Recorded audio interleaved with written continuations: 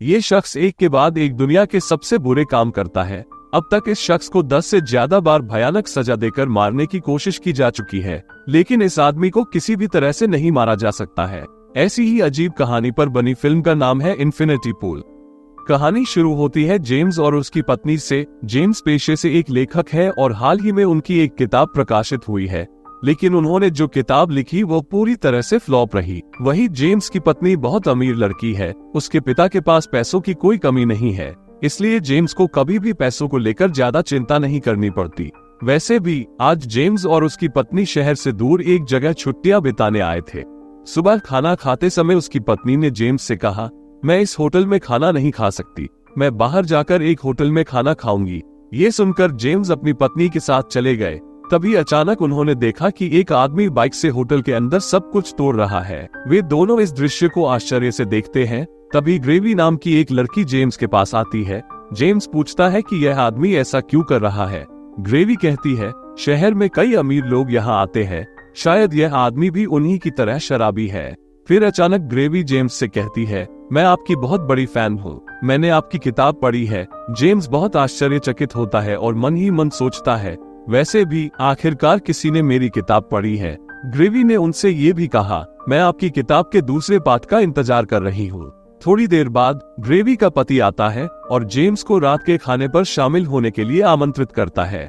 रात को जेम्स अपनी पत्नी के साथ होटल में खाना खाने गए। वहाँ ग्रेवी और उनके पति भी थे। वे अपने अपने काम के बारे में बात कर रहे थे।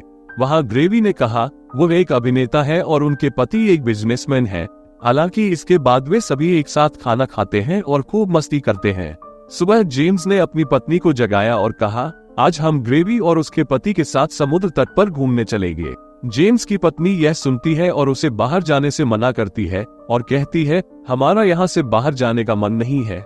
इसके अलावा हम इस शहर में नए हैं, इसलिए हमारा इतनी जल्दी बाहर जाना ठीक नहीं है, और मैं सुना है इस शहर में बहुत चोरी और डकैती होती है। जेम्स कहता है, अरे चिंता मत करो, मैं तुम्हारा ख्याल रखूंगा। इसके बाद जेम्स ने होटल गार्ड को कुछ पैसे दिए और कार लेकर समुद्र तट पर चला गया, जहां सभी लोग मौज मस्ती कर रहे थे। जब जेम्स अकेला था तो ग्रेवी उसके पास आई और उसे अजीब नजरों से देखने लगी। शाम को वापस लौटते समय जेम्स को छोड़कर सभी लोग बहुत नशे में थे, जिसके कारण जेम्स को गाड़ी चलानी पड़ी। एक समय कार चलाते चलाते जेम्स को नींद आ गई।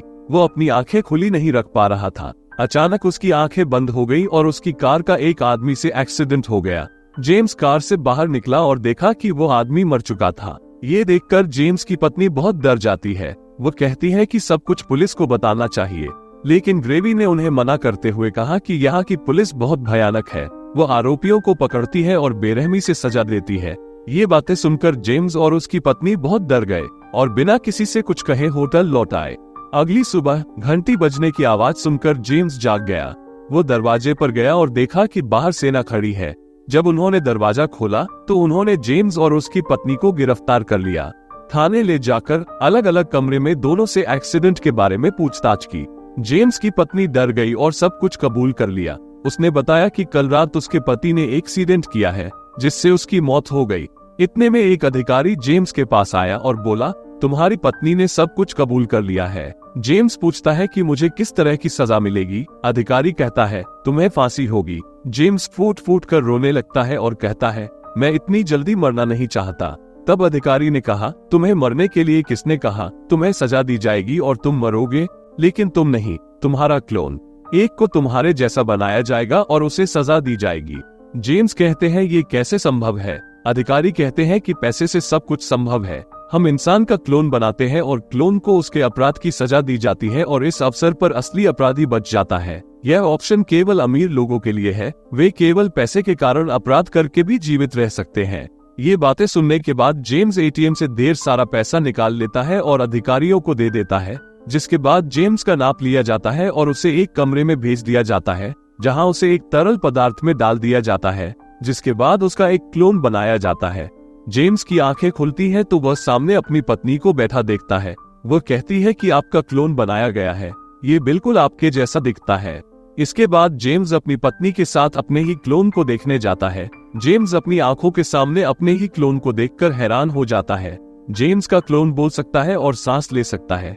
फिर जेम्स के क्लोन को सजा दी जाती है। जहां कई लोग उसकी सजा देखने के लिए इकट्ठा होते हैं। यहाँ तक कि वहां भी जेम्स अपनी सजा देखने के लिए उपकरण में बैठ गया। जेम्स को फांसी देने के लिए एक बच्चे को लाया जाता है। वो लड़का वास्तव में उस आदमी का बेटा है जिसके साथ जेम्स का एक्सीडेंट हुआ था।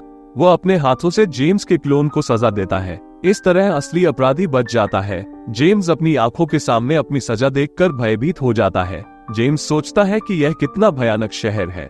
फिर जेम्स होटल जाते हैं और अपना सामान पैक करते हैं, क्योंकि जेम्स की पत्नी यहाँ एक पल भी रुकना नहीं चाहती। खैर, जब जेम्स जा रहा था तो उसने देखा कि जेम्स का पासपोर्ट नहीं मिल रहा है। जेम्स होटल की काउंटर महिला के पास आया और पूछा कि क्या उन्हें कोई पासपोर्ट मिला है। तो काउंटर महिला ने कहा, हमें कोई पासपोर्ट नहीं मिला। अगर हमें मिलता तो यह आपको डिलीवर कर दिया गया होता। लेकिन हाँ, हम आपके लिए होटल बुकिंग को 1 सप्ताह के लिए और बढ़ा सकते हैं। तब तक आप अपना पासपोर्ट ढूंढ सकते हैं। वो महिला से बुकिंग 1 सप्ताह और बढ़ाने के लिए कहकर चला गया। तभी ग्रेवी जेम्स के पीछे आई और उससे बात करना चाहती थी, लेकिन जेम्स उसकी बात नहीं सुनना चाहता था। ग्रेवी के बहुत अनुरोध करने के बाद जेम्स उससे बात करने के लिए तैयार हुआ। जब वे एक जगह बात कर रहे थे तो ग्रेवी ने कहा, मेरे पति की कंपनी में काम चल रहा है जिसकी वजह से हम यहाँ आए हैं, लेकिन एक दुर्घटना में मेरे पति के पास 2 लोगों की एक्सीडेंटली मृत्यु हो गई। मेरे पति को पुलिस ने गिरफ्तार कर लिया और उन्हें मौत की सजा सुनाई गई। इसे सुनने के बाद पता चलता है कि अगर आप यहाँ के वकीलों को पैसे देते हैं तो वे उसका क्लोन बना लेते हैं और क्लोन को सजा देकर असली व्यक्ति को छोड़ देने की व्यवस्था कर देते हैं। ग्रेवी ये भी कहती है, हमारे जैसे कई अमीर लोग हैं जो पैसों के बदले खुद को बचाते हैं। ग्रेवी फिर जेम्स को उन लोगों के पास लाती है और उनका परिचय कराती है। इनका एक छोटा सा ग्रुप था। इस ग्रुप के लोगों को ये अपराध करने में मजा आता था। वे सब ढेर सारे पैसे के बदले में अपना क्लोन बनाकर बच जाते थे। वे सभी मिलकर योजना बनाते हैं। वे जिस होटल में ठहरे हैं उसके मालिक को मार देंगे। जेम्स ये सब सुनता है और कहता है, ये सब करना ठीक नहीं है। एक निर्दोष व्यक्ति को क्यों मारे। वे जेम्स को समझा बुझाकर अपराध करने के लिए मना लेते हैं। फिर वे सभी एक दुकान में गए। दुकान में तोड़फोड़ की और अपनी पसंद के मुखौटे चुरा लिए। फिर वे होटल मालिक के कमरे में आए और घंटी बजाई। जब एक लड़की ने होटल मालिक के कमरे का दरवाजा खोला तो उन सभी ने उसे पकड़ लिया और कैद कर लिया। तभी होटल मालिक के गार्ड आ गए। उन्होंने उन पर भी गोली चलानी शुरू कर दी। फिर ग्रेवी ने जेम्स से सभी को पिस्तौल से मारने के लिए कहा।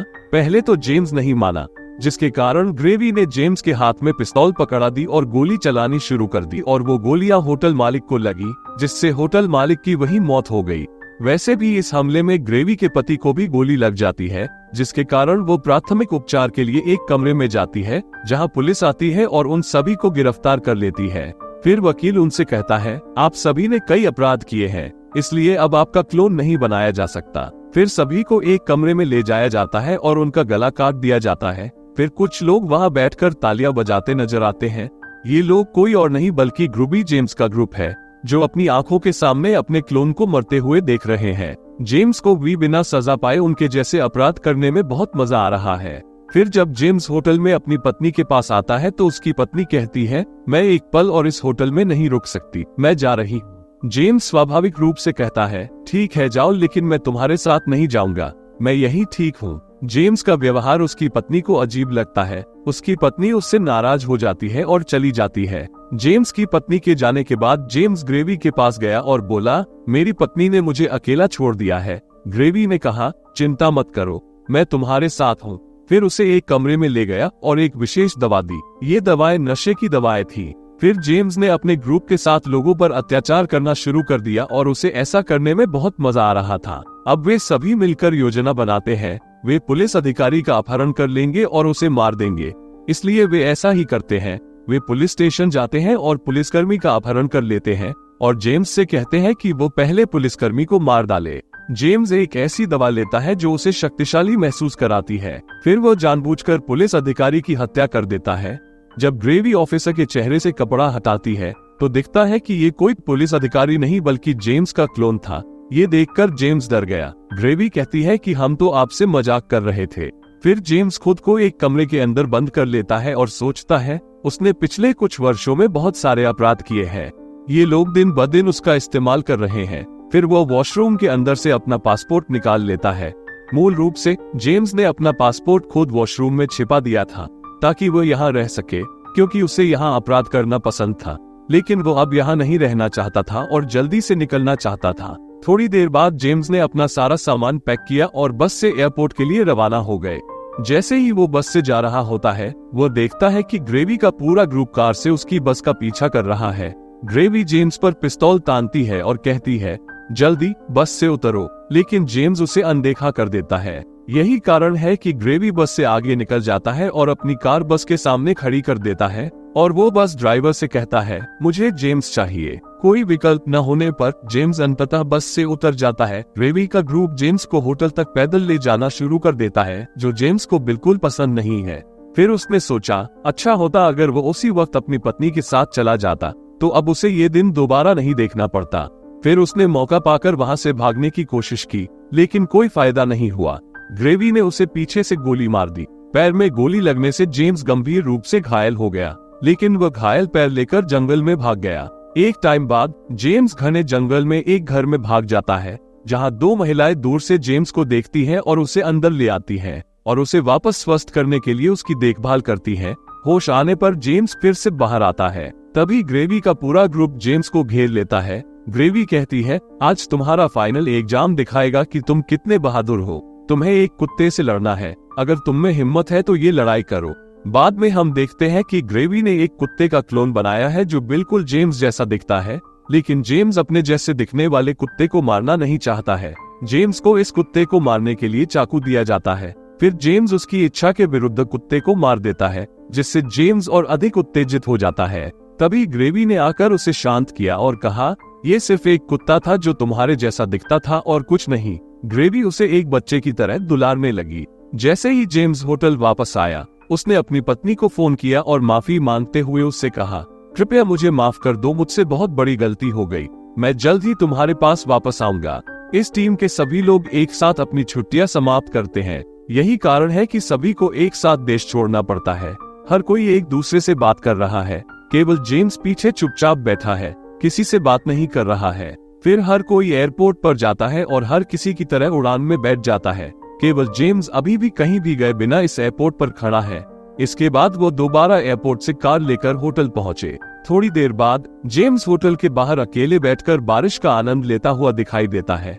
ऐसा लगता है कि जेम्स इस शहर में बहुत बेहतर स्थिति में है।